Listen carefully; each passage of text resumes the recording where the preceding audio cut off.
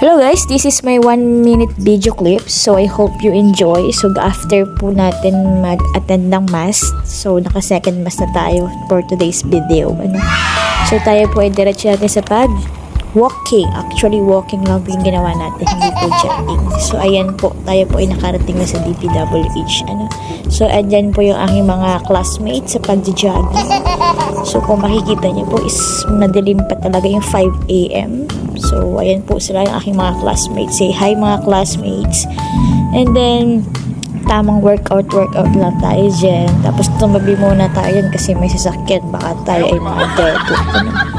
So ayan, stretching ulit tayo. So ayan, taas pa. Kala mo naman ay tunay. And then ito na po yung ating view. So ganda-ganda ng view natin. So mainit. So cloudy morning, pero mainit pa rin mamaya after that. So I hope you like it.